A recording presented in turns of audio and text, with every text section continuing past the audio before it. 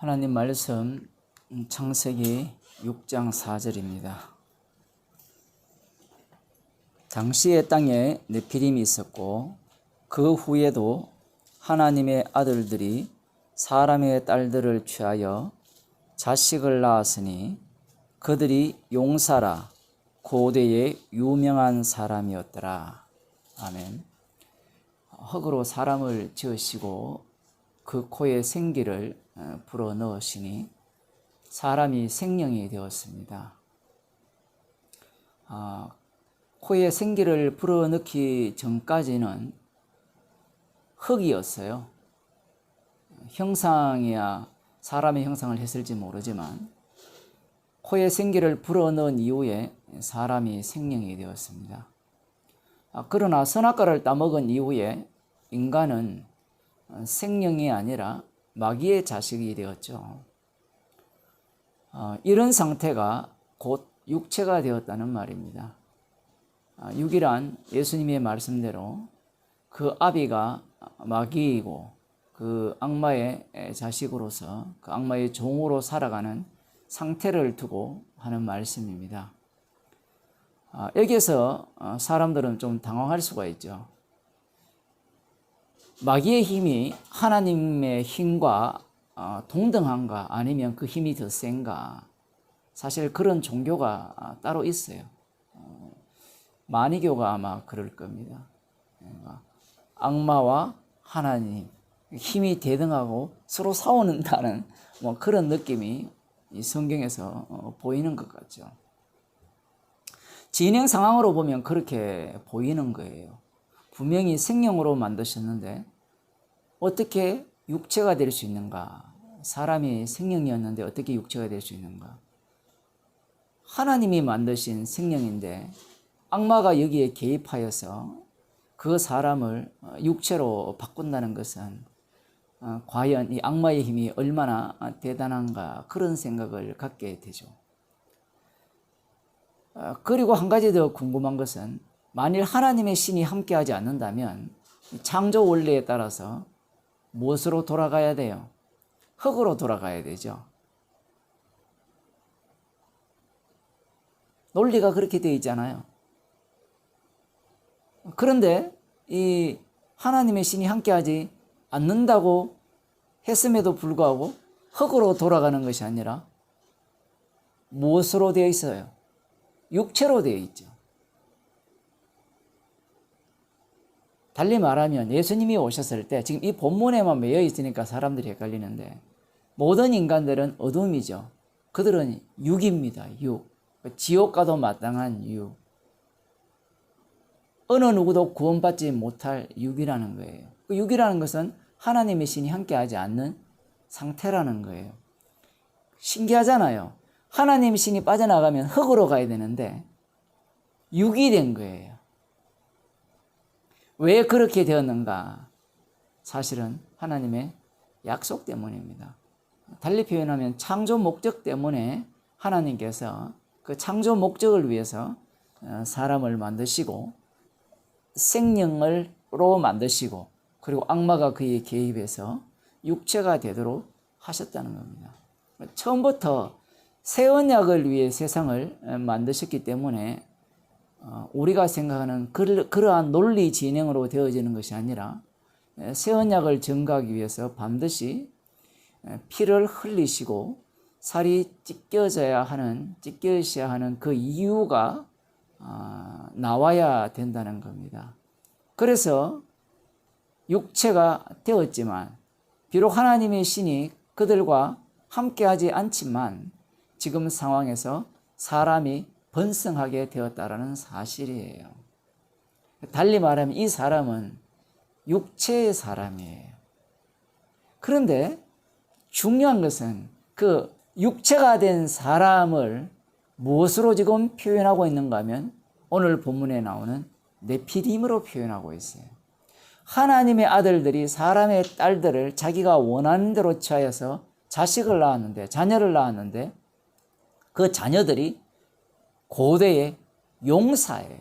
그 용사를 달리 표현하면 네피림인데 네피림이라는 말의 뜻은 거인, 장사, 힘 장사, 뭐 성경에 나오는 인물 중에 골리앗, 그렇지 않으면 삼손, 이런 부류로 생각하시면 됩니다. 육체가 되었다 했을 때, 하나님의 신이 떠나가면 인간이 어떻게 될까? 저주받은 상태가 아닐까? 라고 생각할지 모르지만 도리어 하나님의 신이 떠나감으로 말미암아 인간은 본격적으로 자기 자신을 이렇게 돋보이게 하면서 하나님의 자리에 이렇게 올리는 그런 모습을 이렇게 보이게 됩니다. 강력한 힘을 소유한 그 거인, 오늘날로 말하면 뭐 독재자라고 생각하면 돼요. 그런데 이 성경이 재미있는 것은 이런 거예요. 6장 4절 뒷부분을 보면 이렇게 되어 있어요. 그 후에도 하나님의 아들들이 사람의 딸들을 취하여 자식을 낳았으니 그들이 용사라 고대의 유명한 사람이었더라. 이렇게 나오죠. 이미 당시에도 네피림이 있었고 그 120년 후에 하나님께서 홍수로 심판을 하시기 그 사이에도 여전히 하나님의 아들들이 사람의 딸들을 취하여서 자식을 낳았어요. 그러면 한번 생각해 보세요. 이전에도 네피림이 있었고 이후에도 계속 생기잖아요. 그 120년 동안 용사의 숫자가 줄어들까요? 많아질까요? 많아지죠. 왜냐하면 하나님의 아들들이라는 게 복수로 되어 있잖아요. 그 아들들을 낳았거든요. 이 내용이 굉장히 중요한 겁니다. 무슨 얘기인가 하면 이 세상 자체가 하나님께서 심판하시기 전까지 이 땅은 무엇으로 채워지느냐라고 이야기를 하면 원래 하나님께서 천지를 창조하실 때는 번성하라 했을 때는 하나님의 형상이 번성이라 했죠. 그런데 지금은 무엇으로 번성하게 되는가 하면 네피림으로 용사로 번성하게 되는 거예요. 땅에 충만하게 된다는 사실입니다. 이것을 어떻게 알 수 있느냐라고 하면 사사기 21장 25절, 이 사사기 마지막 구절이거든요. 여기에 어떤 말씀이 나오는가 하면 그때 이스라엘 왕이 없으므로 사람이 각각 그 소견에 옳은 대로 행하였더라. 이렇게 표현합니다. 이스라엘의 왕이 없으므로 각각 그 소견에 옳은 대로 행했다라고 하니까 당시에 왕이 없으니까 그냥 개별적으로 자기가 하고 싶은 대로 살았구나 이렇게 생각할 수 있지만 실은 이 말씀을 뒤집어 보면 어떤 의미가 되는가 하면 이스라엘 백성들이 하나님의 왕됨을 원치 않고 내가 왕 노릇 하겠다라는 거예요. 사사라는 것은 판단자거든요. 판단자라는 것은 자기가 판결의 위치에 가 있는 거예요. 우리가 알기로는 사사들이 누굽니까? 뭐 삼손이나 기드온이나 입다라든가 이런 사람들이 사사잖아요. 그런데 놀랍게도 이 사사기를 읽어보면 누가 판단자인가 하면 이스라엘 백성 각자가 다 판단자예요. 사사기 17장으로 넘어가면 이제 점점 이 사사시대가 종국으로 치닫거든요. 역사는 이렇게 섞여가 있지만 시대수는 섞여가 있지만 이 뒤로 갈수록 성경의 뒤로 갈수록 이 마지막 끝점을 향해서 달려가는데 거기에 보면 어떤 내용이 나오는가 하면 미가 집안이 나와요. 그 미가 엄마가 있는데 엄마가 돈을 엄청 번 모양이에요. 그런데 엄마가 엄청난 돈, 그 은 7,100을 잃어버렸어요. 잃어버리니까 이 엄마가 내 돈 훔쳐갔는 놈 저주받아라 이런 거예요. 뒤에 보면 여호와 이름을 언급하거든요. 그러니까 여호와 하나님께서 그 놈을 저주할지어다 라고 저주를 하는 거예요. 자, 한번 보세요. 여기에서 뭐가 없습니까? 하나님의 율법이 없어요. 내 돈을 훔쳐갔으니까 그 놈은 저주받아라는 거예요. 지 마음대로 하는 겁니다. 그런데 이 저주가 먹히는 거예요. 목사를 뭐 저주하면 저주받는다는데 먹히듯이. 먹히니까 아들이 엄마 제가 훔쳐갔어요. 그 저주 취소해 주세요. 뭐 그런 내용은 안 나오지만 엄마가 그 사실을 알고 곧장 뭐라고 하는가 하면 저주 취소야. 여호와 하나님이 우리 아들을 축복해 주기를 원하노라 이렇게 이야기를 합니다. 자, 그러면서 하는 말이 내가 이 돈을 여호와 하나님께 바치겠다는 겁니다. 여호와께 바치는데 중요한 것은 그 앞에 수식되는 거예요. 아들을 위하여 여호와 하나님께 바치겠다는 거예요. 그런데 여호와 하나님께 바치는 그 행동이 어떤 식으로 드러나는가 하면 그 돈으로 우상을 빚고 우상을 쏟아부어 만든다, 이렇게 이야기를 합니다. 하나는 부조고 하나는 조각이죠.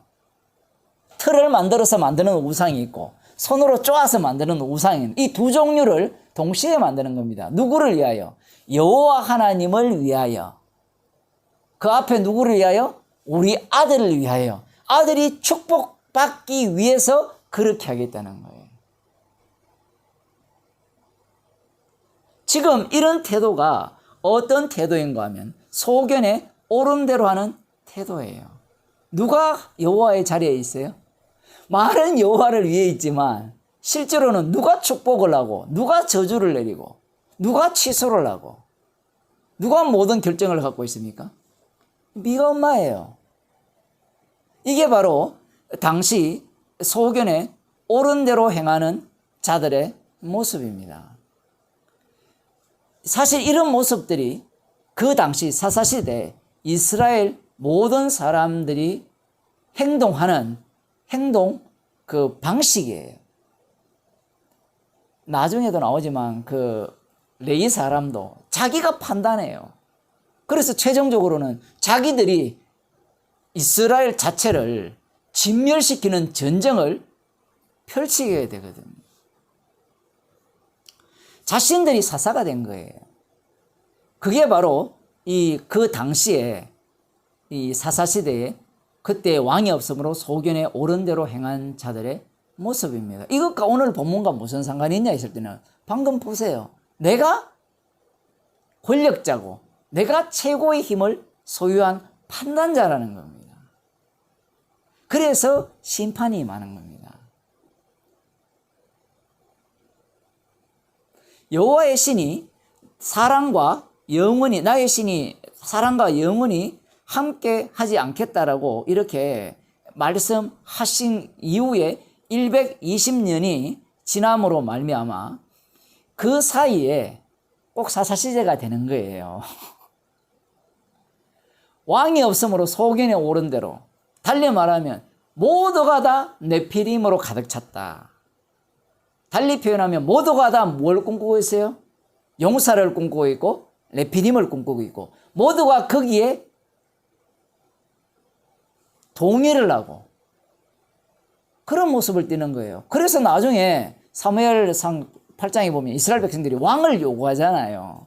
왕을 요구하는 이유가 바로 평소 자기들이 허무하고 소망하고 꿈꾸던 자기가 되고 싶은 그 왕을 요구한 거예요. 민주주의라는 것이 어떤 제도입니까? 인간의 존엄성 실현을 위해 개인의 자유와 권리를 보장하는 제도입니다. 물론 국가가 약간의 컨트롤을 하고 있지만 한마디로 말하면 소견에 옳은 대로 할 수 있게 하는 제도라는 거예요. 인간들이 꿈꾸는 세상이 그런 세상이죠. 각자가 왕이 되기를 바라면서 살아가는 겁니다. 복음이라는 것이 정말 놀라운 것이 이런 거예요. 참 희한한 게 이런 겁니다. 복음이란 자체조차도 이 인간 본성 가운데서 활동을 하게 되어 있는데 요한일서 2장 27절에 보면 이런 말씀이 나옵니다.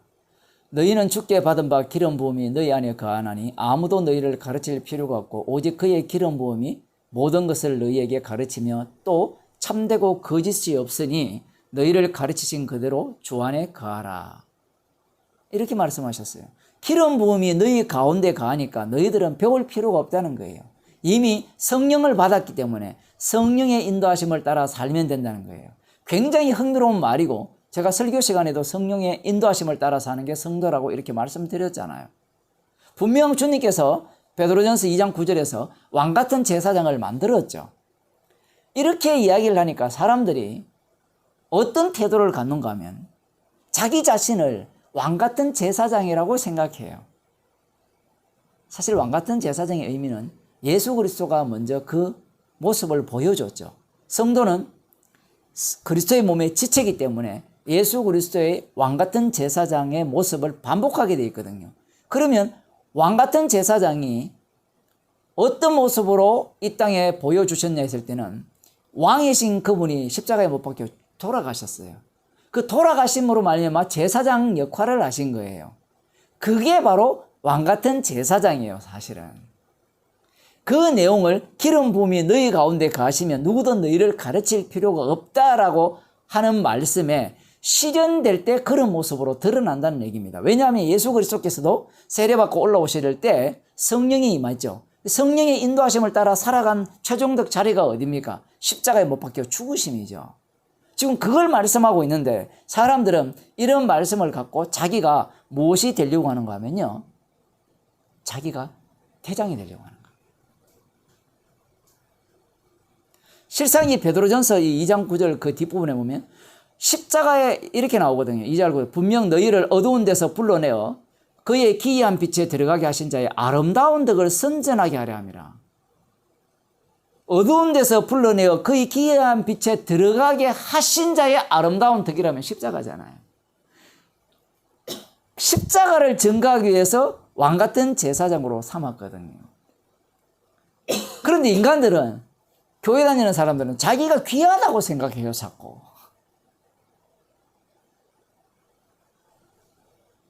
악마는 교회 안을 뭘로 채우려고 할까요?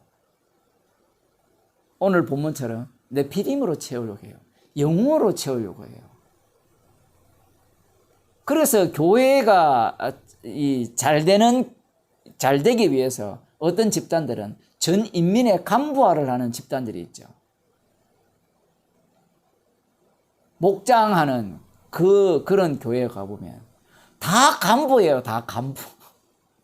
왜냐하면 인간의 본성을 건드린 거거든요. 나 대장하고 싶어. 어느 분야에도 대장하고 싶다. 구역 모임을 했는데도 5명이 모이면 5명 모두가 다 한 분야에 대장하는 그 직분을 맡기는 거예요. 그런 것들을 사람들이 좋아하죠. 왜 교회에서 사람들이 장로가 되고 싶어하고 권사가 되고 싶어 할까요? 여러분들은 교인들이 적으면 그런 데 관심이 별로 없죠. 근데 교인이 많으면 그게 되고 싶어 해요. 그리고 오늘날 많은 사람들은 목사가 되고 싶어 하잖아요. 왜 되고 싶어 할까요? 여자들이 목사 되고 싶어 하잖아요. 왜 되고 싶어 해요? 어두운 데서 불러내어 그의 빛에 들어가게 하신 자의 아름다운 덕을 선전하기 위해서 목사가 되고 싶어 할까요? 이거는 죽자는 거잖아요. 마치 룻처럼. 시아버지와 자기의 남편과 남편의 형제를 다 죽이신 그 여호와 하나님을 목격하고 자기가 살고 있는 그 모압 지방의 신들은 누구를 위한 신이에요? 자기들을 행복하게 해주고 가정을 행복하게 해주고 오래오래 살게 해주는 그런 신인데 그 신을 버리고 어느 신으로 합류합니까? 언약을 따라 자기 백성을, 그것도 약속의 자손이 와야 되는 그 아예 씨를 만들지 못하게 아예 완전히 끊어버리는, 단절시켜버리는 그러한 여호와 하나님을 믿는 믿음 속으로 합류한 게 룻이에요. 그래서 룻이 뭐라고 하는가 하면 어머니가 죽는 곳에서 나도 죽겠다라고 이야기를 해요. 나오미나 그의 남편은 살기 위해서 모압으로 왔거든요. 베들레헴 땅에 기근이 되니까 살기 위해서, 더 잘 살기 위해서 기근을 피해서 기근 없는 곳으로 왔는데 오히려 룻은 죽음 속으로 합류하는 거예요. 그게 바로 왕같은 제사장의 모습이에요. 야고보서 3장 1절에 보면 이런 말씀이 나옵니다. 내 형제들아, 선생된 우리가 더 큰 심판받을 줄을 알고 많이 선생이 되지 말라. 공동번역을 읽어보면 이렇게 나와요. 내 형제 여러분은 저마다 선생이 되려고 하지 마십시오. 성경의 본문이 이런 겁니다. 저마다 선생이 되려고 하는 거예요. 왜 선생이 되려고 해요? 네피림이 되고 싶은 겁니다. 왜 엘리멜렉 가문이 모압으로 내려가요? 쥐가 판단자니까, 쥐가 대장이니까. 그러나 룻은 어디로 들어갑니까? 죽음 속으로 합류하죠. 주님께서 우리에게 성령을 주셔서 주의 백성을 삼으신 이유는